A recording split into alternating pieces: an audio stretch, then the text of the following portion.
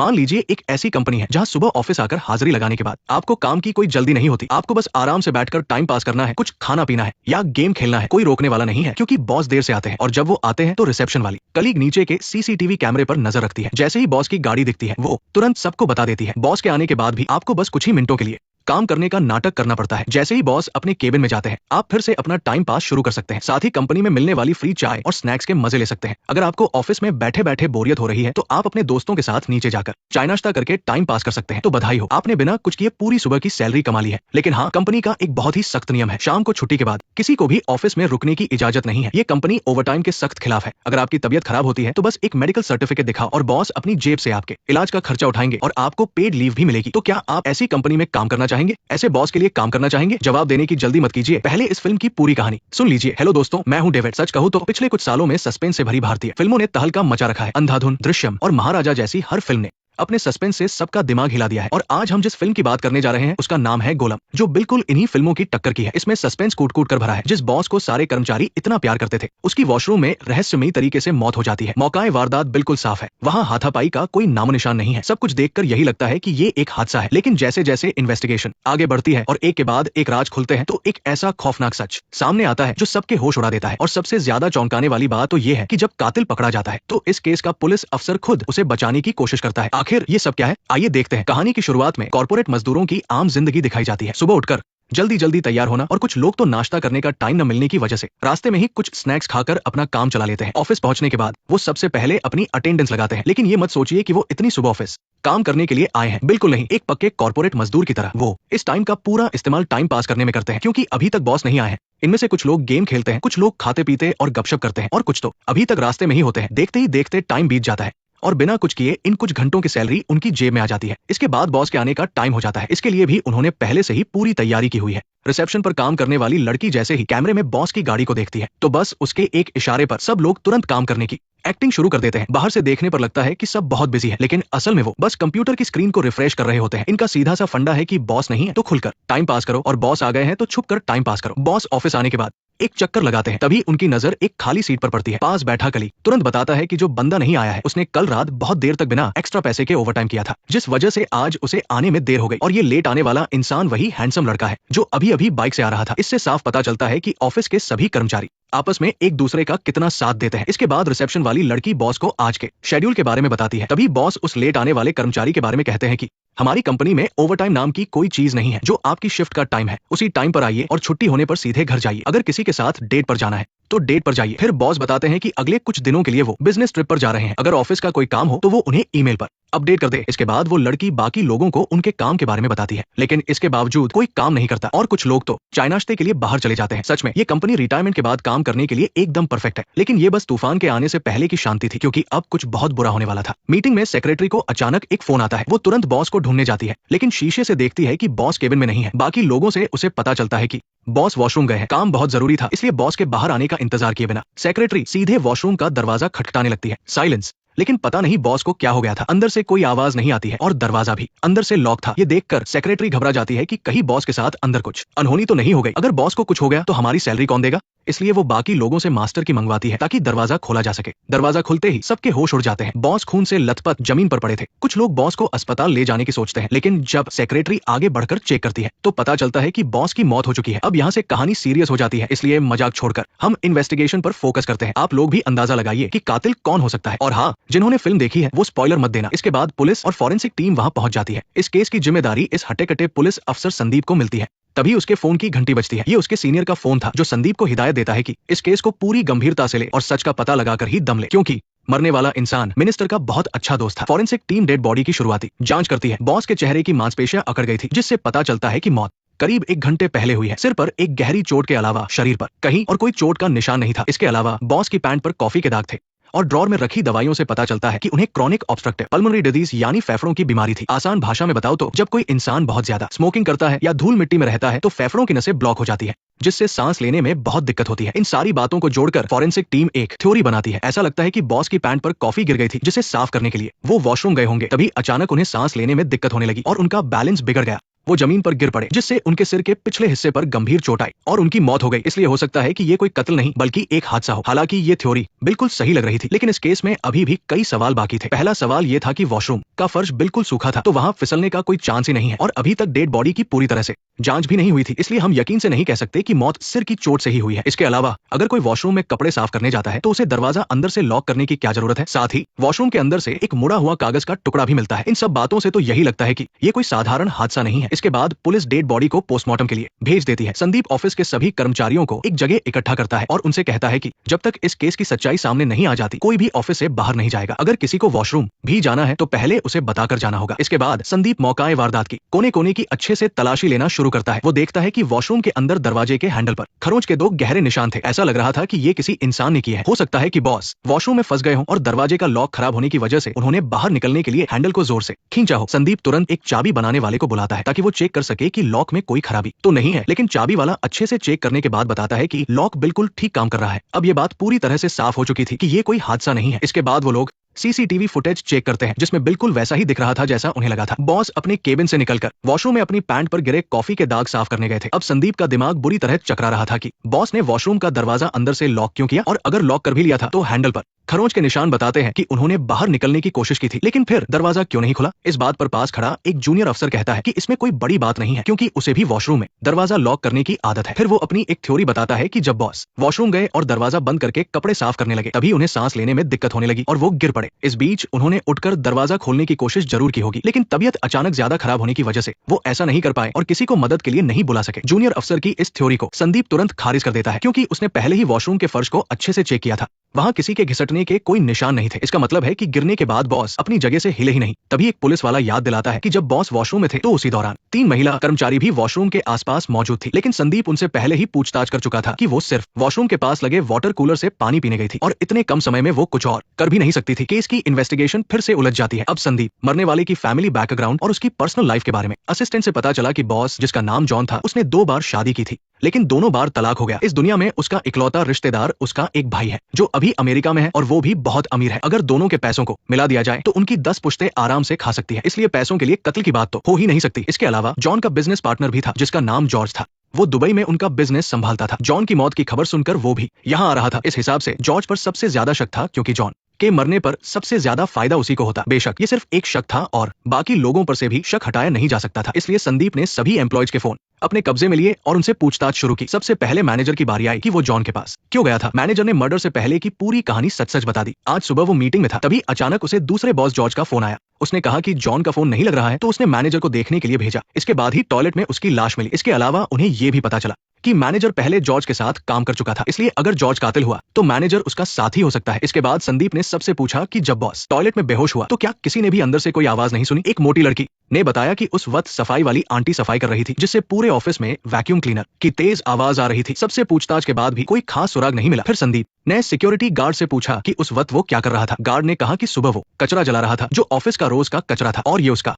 रोज का काम था। इसके अलावा उसने चाबियों से टॉयलेट का दरवाजा खोलने में मदद की थी क्योंकि ऑफिस की सभी एक्स्ट्रा चाबियां उसी के पास रहती है। आखिरकार संदीप जॉन के ऑफिस में वापस आया और एम्प्लॉय से अकेले में पूछताछ की। पता चला कि जॉन बहुत ही अच्छा बॉस था। अगर कोई बीमार पड़ता था तो वो अपनी जेब से उसके इलाज का खर्चा देता था और पेड लीव भी देता था। इसके अलावा जॉन ऑफिस में फ्री चाय और बिस्कुट भी रखता था ताकि काम के दौरान कोई भूखा ना रहे। एम्प्लॉयज इसके लिए उसके बहुत आभारी थे। आजकल के जमाने में अच्छी नौकरी से ज्यादा अच्छा बॉस मिलना मुश्किल है। बेशक सिर्फ उनकी बातों से उनका शक दूर नहीं हो सकता था। जब सबकी पर्सनल चीजें चेक की गई तो आखिरकार कुछ जरूरी सुराग मिल गए। कर्ली बालों वाली लड़की के बैग से नींद की गोलियों की एक बोतल मिली। आपको बता दें कि बिना डॉक्टर के प्रिस्क्रिप्शन के नींद की गोलियां खरीदना नामुमकिन है। संदीप ने लड़की से पूछा कि दवा कहाँ से ली तो वो बोली कि वो भूल गई है, बस इतना याद है कि पिछले हफ्ते ली थी। अरे मैडम, आपको नींद नहीं आती, याददाश्त तो ठीक है। संदीप ने उससे ज्यादा पूछताछ नहीं की और सीधा अपने साथियों को दवा का पता लगाने को कहा। आगे चेकिंग के दौरान एक आदमी के हाथ पर खरोंच मिली। उसने बताया कि आज सुबह टेबल की कील से उसे खरोंच लग गई थी। चेक करने पर उसकी बात बिल्कुल सच निकली। तभी अचानक एक पुलिस वाले ने देखा कि भीड़ में एक आदमी बहुत अजीब बर्ताव कर रहा था, जैसे कुछ छिपा रहा हो। ये क्या है? कुछ नहीं, ये एक बैग है। बैग? मुझे सब समझ आ रहा है। तुम अंदर क्या ढूंढ रहे हो? मैं तो बस ऐसे ही देख रहा था। तुम मुझसे ये सब क्यों पूछ रहे हो? बाहर निकालो इसे, बाहर निकालो। हिलो मत, हिलो मत, हिलो मत, हिलो मत, वही रुक जाओ, हिलो मत, रुक जाओ, हिलो मत, रुक जाओ, हिलो मत, भागो मत, वही रुक जाओ, हिलो मत, हिलो मत, रुक जाओ, रुक जाओ, हिलो मत। आखिरकार वो ज्यादा दूर नहीं भाग पाया और नीचे पुलिस ने उसे घेर लिया और उस आदमी ने जो चीज छिपाई थी वो ड्रग्स थी। चलो कुछ तो हाथ लगा। मर्डर तो सॉल्व नहीं हुआ, लेकिन एक ड्रग केस जरूर पकड़ा गया। उस आदमी को हथकड़ी पहनाने के बाद दूसरा बॉस जॉर्ज भी ऑफिस आ गया। संदीप के पूछे गए सवालों का जॉर्ज ने बहुत ही आराम से और सच सच जवाब दिया। उसने बताया कि वो पिछले बुधवार ही वापस आया है। वो यहाँ एक दोस्त की शादी में शामिल होने आया था और वो आखिरी बार जॉन से 2 हफ्ते पहले दुबई में मिला था। वापस आने के बाद दोनों की कभी मुलाकात नहीं हुई, बस फोन पर ही बात होती थी। आज सुबह भी उसने काम के सिलसिले में जॉन को फोन किया था, लेकिन उसका फोन नहीं लग रहा था, इसलिए उसने मैनेजर को चेक करने के लिए भेजा था और तब जाकर उसे जॉन की मौत का पता चला। जहां तक बात है जॉन के बाद बिजनेस कौन संभालेगा, तो वो जॉर्ज नहीं बल्कि जॉन का भाई होगा। इसके लिए उन्होंने बहुत पहले ही एग्रीमेंट कर लिया था। अगर ऐसा है तो जॉर्ज के पास पैसों के लिए कत्ल करने की कोई वजह नहीं थी। मजबूरी में संदीप को जॉर्ज को वापस भेजना पड़ा, लेकिन जब तक कातिल नहीं पकड़ा जाता तब तक वो देश से बाहर नहीं जा सकता था। फिलहाल नींद की गोलियों के अलावा उन्हें जो भी सुराग मिले वो सब बेकार थे। इससे संदीप काफी परेशान हो गया। वो थोड़ा रिलैक्स होने के लिए बाहर आया और तभी अचानक उसे एक बहुत बड़ा सुराग मिल गया। उसने देखा कि सामने खड़ी कार पर लॉलीपॉप जैसा कोई डिजाइन बना था। ये डिजाइन उसके लिए नया नहीं था, क्योंकि उसकी खुद की कार पर भी बिल्कुल वैसा ही डिजाइन बना था। ये तब हुआ था जब वो एक न्यूरोलॉजिस्ट से मिलने गया था और डॉक्टर की बेटी ने खरोंच मार दी थी। और जैसे ही संदीप को इस बात पर शक हुआ तभी उसके साथी का फोन आया। उसने बताया कि उस नींद की गोली और उसे लिखने वाले डॉक्टर का पता चल गया है। अब इसे इत्तेफाक ही कहेंगे कि वो डॉक्टर वही न्यूरोलॉजिस्ट था जिससे संदीप मिलने गया था। अब ये केस और भी मजेदार हो गया था। इसके बाद संदीप ऑफिस वापस गया और पूछा कि बाहर खड़ी काली कार किसकी है। वो कार एक गंजे आदमी की थी। संदीप ने चालाकी से पूछा कि कार पर वो खरोंच कैसे लगी, तो उस आदमी ने झूठ बोल दिया कि उसके बेटे ने मजाक में किया है। संदीप ने उसी वक्त उसका झूठ नहीं पकड़ा बल्कि उसका फोन लेकर चेक करने लगा। जब उसने फोन की नेविगेशन हिस्ट्री खोली तो पता चला कि वो सच में उसी न्यूरोलॉजिस्ट के पास गया था। संदीप अभी सोच ही रहा था कि कहानी में एक नया मोड़ आ गया। उसका साथी अचानक एक फोन लेकर अंदर आया और बोला कि संदीप ने गलत फोन उठा लिया है। उसके हाथ में जो फोन था वो असल में उस गंजे आदमी का था, क्योंकि उस आदमी और एक लड़की का फोन बिल्कुल एक जैसा था। संदीप हैरान रह गया। उसने जल्दी से उस आदमी का फोन खोला तो उसमें भी वही नेविगेशन हिस्ट्री थी। इस पर संदीप को एक बहुत बड़ा शक हुआ। उसने अपने साथी से सबके फोन लाने और चेक करने को कहा और जैसा उसने सोचा था उन सबके फोन में उस डॉक्टर के पास जाने की हिस्ट्री थी। इससे साफ हो गया कि दाल में कुछ काला है। संदीप ने उन लोगों से कुछ नहीं पूछा, क्योंकि पूछने पर भी वो सब झूठ ही बोलते, इसलिए वो सीधा डॉक्टर के घर जाने के लिए निकला ताकि वहां से पूरा सच बाहर निकाल सके। यहाँ मैं आपको इस डॉक्टर के बारे में थोड़ा बता देता हूँ। वो एक बहुत ही सीनियर न्यूरोलॉजिस्ट है और अजीब बीमारियों का पता लगाने में माहिर है। उसकी पत्नी भी एक बहुत ही बेहतरीन फिजिशियन है। कुल मिलाकर पति पत्नी दोनों एक ही अस्पताल में काम करते हैं। अपने पुराने दोस्त को घर आया देखकर डॉक्टर ने बहुत ही गर्मजोशी से उसका स्वागत किया, लेकिन संदीप ने बिना कोई घुमा फिराकर बात किए सीधा पूछ लिया कि क्या उसका वे कंपनी के एम्प्लॉयड से कोई कनेक्शन है। जैसे ही संदीप ने ये सवाल पूछा डॉक्टर के हाथ से किताब छूटकर जमीन पर गिर गई। इससे साफ पता चल रहा था कि उसके मन में कुछ तो डर है, लेकिन डॉक्टर ने इस बात से साफ इनकार कर दिया और कहा कि उसने तो वेड कंपनी का नाम तक नहीं सुना है। जब डॉक्टर सच बोलने को तैयार नहीं हुआ तो संदीप को इस केस के बारे में बताना पड़ा। उसने उन दर्जन भर एम्प्लॉयज की नेविगेशन हिस्ट्री भी उसे दिखा दी। अब बस उनका आईडी कार्ड दिखाना ही बाकी रह गया था, लेकिन डॉक्टर का मुंह तो जैसे सिल गया था। वो फिर भी अनजान बनने का नाटक करता रहा। संदीप भी इससे काफी परेशान हो गया। अपनी दोस्ती की खातिर संदीप ने उसे समझाया कि अगर इस केस का सच तुमसे जुड़ा हुआ मिला तो मैं कसम खाता हूँ कि सबसे पहले तुम्ही को गिरफ्तार करूंगा। इस बात ने डॉक्टर को पूरी तरह डरा दिया। आखिरकार ये उसके करियर और फ्यूचर का सवाल था। उसने जल्दी से संदीप को रोका और बोला, तुम जो जानना चाहते हो मैं सब बताऊंगा, यहाँ तक कि अपनी तिजोरी का पासवर्ड भी बता दूंगा। असल में ये डॉक्टर सिर्फ वेड कंपनी को ही नहीं जानता था बल्कि इस कंपनी के पीछे छिपे काले सच को भी जानता था। इस पूरी कहानी की शुरुआत 1 साल पहले से होती है। उस वक्त मीरा नाम की एक औरत मेरी पत्नी से मिलने आई थी। ये औरत कोई और नहीं बल्कि रिसेप्शन पर बैठने वाली चबी लड़की थी। वो और उसका पति काफी समय से एक बच्चा चाहते थे, लेकिन किसी वजह से वो प्रेग्नेंट नहीं हो पा रही थी। बाद में मेरी पत्नी के लंबे इलाज के बाद वो आखिरकार प्रेग्नेंट हो गई, लेकिन कुछ ही समय बाद उनके साथ एक बड़ा हादसा हो गया। बच्चा पेट में ही मर गया था। इस बात से मेरी पत्नी को उसके लिए बहुत बुरा लगा, लेकिन साथ ही उसे शक भी हुआ। वो एक बहुत ही सीधी सादी लड़की है और वो कोई ऐसा नशा या दवा नहीं ले सकती जिससे उसके शरीर को नुकसान पहुंचे। इसके पीछे की असली वजह जानने के लिए उसने ये बात अपने पति को बताई। वो चाहती थी कि मैं उसका चेकअप करूं। इसके बाद मैंने उसके खून का टेस्ट किया। टेस्ट की जो रिपोर्ट सामने आई उसे देखकर हम दोनों हैरान रह गए। उसके खून में कोई बाहरी केमिकल मिला हुआ था। अब वो केमिकल असल में क्या था ये अभी पता नहीं चल पाया था। उस वक्त सबसे जरूरी था उसका जल्द से जल्द इलाज करना, और इसी इलाज के दौरान 2 जवान लड़के मुझसे मिलने आए। उन्होंने बताया कि उन्हें आजकल नींद नहीं आती और बहुत तेज सिर दर्द रहता है। पूछने पर पता चला कि वो दोनों भी वेड कंपनी में ही काम करते हैं। इसके बाद मैंने उनके भी खून की जांच की। उनके खून में भी मोटी लड़की के खून जैसा ही कोई बाहरी केमिकल मिला हुआ था। शुरू में डॉक्टर को लगा कि शायद ये सिगरेट या शराब पीने की वजह से है, लेकिन उन दोनों ने तुरंत मना कर दिया। फिर उन तीनों में बस एक ही चीज कॉमन थी कि वे सब एक ही ऑफिस में काम करते थे। अगर ऐसा है तो बाकी लोगों में भी ऐसे ही लक्षण होने चाहिए। इसके बाद उन दोनों ने थोड़ा सोचा तो लगा कि हाँ सच में ऐसा है, लेकिन उनके लक्षण थोड़े अलग थे। किसी के बहुत बाल झड़ रहे थे, किसी की आंखों की रोशनी कम हो रही थी, तो किसी के नाखून टूट रहे थे। पूरी बात जानने के बाद डॉक्टर ने उन दोनों से कहा कि जिनमें भी ये लक्षण है उन सबको यहाँ ले आओ। जब वे सब आए तो डॉक्टर भी हैरान रह गया। वहाँ पूरे दर्जन भर मरीज थे और सबके चेहरे की रंगत उड़ी हुई थी। उनकी असली हालत तो उन दोनों लड़कों के बताने से भी ज्यादा खराब थी। जैसा सोचा था उन सबके खून में भी एक तरह का म्यूटेशन था। ये एक ऐसा केमिकल मिक्सचर था जो शरीर को बदल सकता है। उन्होंने इसे अनजाने में ही खाया या पिया होगा। इसके लिए डॉक्टर ने पूछताछ शुरू की। उसने सबसे पूछा कि ऑफिस में काम चोरी करने के अलावा और कौन कौन से काम हैं जो तुम सब रोज करते हो। तब उन्हें ऑफिस में मिलने वाले फ्री खाने और पानी की याद आई। टेस्ट करने के बाद आखिरकार जवाब मिल ही गया। पता चला कि उनके खून में मौजूद वो केमिकल उसी खाने और पानी से आया था। इसका मतलब था कि ऑफिस के वो सब लोग रोज मिलने वाली चाय और स्नैक्स के जरिए अनजाने में ही उस केमिकल को अपने शरीर में डाल रहे थे। इसके बाद ये जानने के लिए कि आखिर वो केमिकल क्या है, डॉक्टर ने एम्प्लॉयड से छुपकर जॉन के कंप्यूटर से कुछ फाइलें कॉपी करवाई और इन फाइलों में दवाओं से जुड़ी एक छिपी हुई फाइल भी थी। उसमें एक वायरस के बारे में पता चला जो इंसानों में म्यूटेशन करता है। इसे रेड वायरस भी कहा जाता है। ये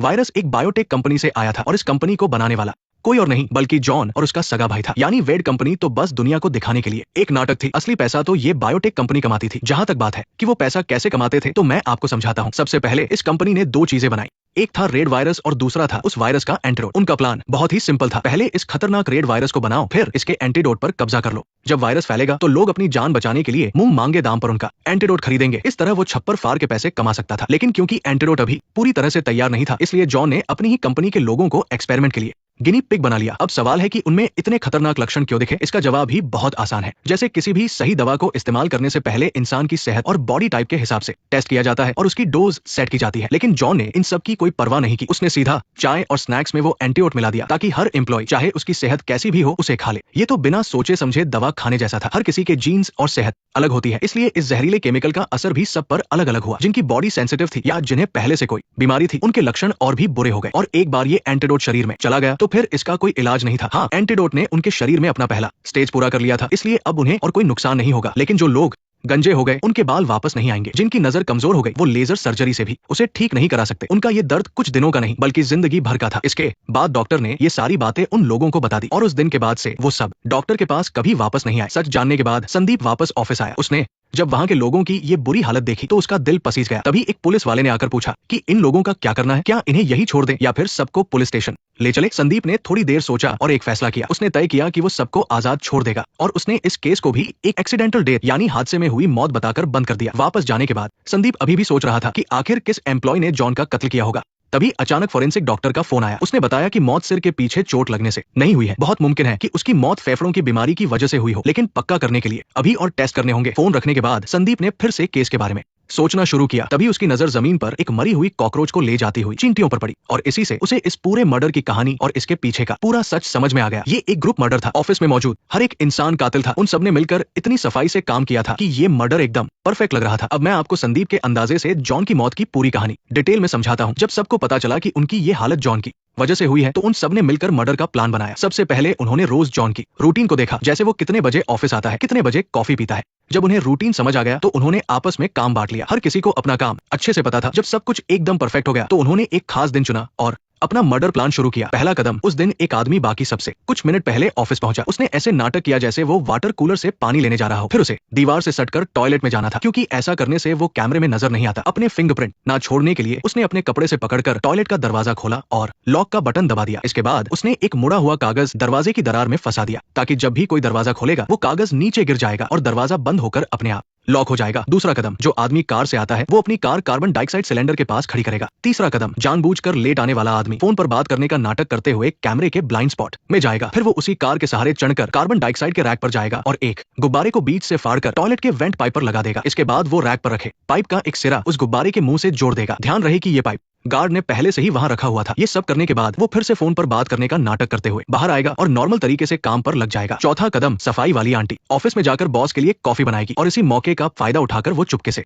मशीन के नल में थोड़ा सा कागज फंसा देगी। इसी वजह से जॉन के ऊपर कॉफी गिरने वाली थी। उसी वक्त ऑफिस के बाहर 3 एम्प्लॉय सुबह का नाश्ता करने बाहर जाने का प्लान बनाएंगे। वो जानबूझकर कैमरे के नीचे बैठेंगे, लेकिन उनमें से एक की जगह कैमरे के ब्लाइंड स्पॉट में होगी, इसलिए वो आदमी इसी बात का फायदा उठाकर अपनी जगह से उठेगा और रैक के पास जाएगा। इस बीच बाकी 2 लोग उसकी खाली कुर्सी से ही बात करने का नाटक करेंगे ताकि कैमरे में ऐसा लगे कि वो अपनी सीट से उठा ही नहीं है। उस आदमी को बस इतना करना था कि वो उस पाइप का दूसरा सिरा कार्बन डाइऑक्साइड के सिलेंडर में लगा दे, जिससे कार्बन डाइऑक्साइड गैस टॉयलेट के वेंट से अंदर जा सके। अगर किसी चलते फिरते इंसान ने देख लिया तो इसके लिए भी उन्होंने पूरी तैयारी की थी। ऑफिस की चश्मे वाली लड़की जानबूझकर बहुत सारे कचरे के बैग फेंकेगी, जिन्हें सफाई वाली आंटी इकट्ठा करके नीचे ले जाएगी। फिर सिक्योरिटी गार्ड उस कचरे को जलाएगा, जिससे बहुत सारा धुआं होगा और ये धुआं उस पाइप के कनेक्शन को छुपा लेगा। पूरी तैयारी होने के बाद अब बस असली खेल शुरू होने का इंतजार था। जॉन रोज की तरह कॉफी लेने गया और जैसा प्लान था मशीन से कॉफी सीधा उसके ऊपर गिर गई। जब वो साफ करने के लिए टॉयलेट में गया तो दरवाजे पर लगा कागज नीचे गिर गया और दरवाजा लॉक हो गया। तभी नीचे वाले आदमी ने कार्बन डाइऑक्साइड का वाल्व खोल दिया और गैस पाइप से होते हुए टॉयलेट के वेंट से अंदर जाने लगी। लेकिन बात यही खत्म नहीं हुई। 2 लोगों को पानी पीने का नाटक करना था, जिनमें से एक चुपके से टॉयलेट के दरवाजे के पास जाएगा और हैंडल में एक हेयर क्लिप फंसा देगा ताकि जॉन अंदर से दरवाजा ना खोल सके। आखिरी कदम, सफाई वाली आंटी अपना वैक्यूम क्लीनर चलाकर रोज की तरह काम करेगी। इसका मेन मकसद ये था कि वैक्यूम क्लीनर की तेज आवाज में जॉन के चिल्लाने की आवाज दब जाए। अब टॉयलेट के अंदर जॉन को पाइप से कार्बन डाइऑक्साइड गैस आती हुई दिखी। वो दरवाजा खोलकर भागना चाहता था, लेकिन बाहर हैंडल में तो पहले ही क्लिप फंसी थी। बहुत ही जल्दी गैस उसके शरीर में चली गई, जिससे उसकी फेफड़ों की बीमारी वापस आ गई। सही वक्त पर मदद न मिलने की वजह से आखिरकार उसे अपने किए की सजा मिल ही गई। जब लगा कि काफी वक्त हो गया है तो नीचे वाले आदमी ने कार्बन डाइऑक्साइड बंद कर दी। एक आदमी फिर से पानी पीने का नाटक करने गया और मौका देखकर हैंडल से क्लिप निकाल ली। उन्होंने सारे सबूत मिटा दिए और इस पूरे मर्डर को एक नॉर्मल एक्सीडेंट बना दिया। यहाँ मैं आपको एक बात बता दूं, इस पूरे काम में सब लोगों ने हिस्सा नहीं लिया था। ऐसा इसलिए क्योंकि कुछ लोगों ने बस प्लान बनाने में मदद की थी। तो ये थी वो कहानी जो संदीप ने सोची थी, लेकिन असलियत भी यही थी। आखिर में संदीप ने भी उनका सच किसी को नहीं बताया क्योंकि वो सच्चाई जान चुका था। भले ही इन एम्प्लॉयज के हाथ खून से सने थे, लेकिन इस खून खराबे की शुरुआत तो खुद जॉन ने अपने पापों से की थी। जब कानून अच्छाई को नहीं बचा सकता तब इंसान के खुद के फैसले ही रोशनी की किरण बनते हैं। फिल्म यही तत्व नहीं होती। जॉन भले ही मर गया हो, लेकिन उसकी वो कंपनी अभी भी चल रही है। रेड वायरस और उसका एंटीडोट अभी भी बन रहे हैं। इसके अलावा डॉक्टर ने संदीप को एक और बात बताई, जॉन का बिजनेस पार्टनर जॉर्ज भी उस कंपनी से जुड़ा हुआ था। फिल्म के आखिर में संदीप चुपके से उस दवा कंपनी की कार में बैठ जाता है ताकि वो उनके राज जान सके। जॉर्ज भी वेड कंपनी में वापस आकर जॉन की जगह ले लेता है। इसका सीधा सा मतलब है कि इस फिल्म का दूसरा पार्ट भी आएगा। वो कब आएगा इसकी अभी तक कोई खबर नहीं है, तो चलिए हम इसका इंतजार करते हैं। खैर, आज की ये शानदार फिल्म यही खत्म होती है। अपना कीमती वक्त निकालकर इसे देखने के लिए शुक्रिया। मैं हूँ अंकल माओ। मिलते हैं अगले वीडियो।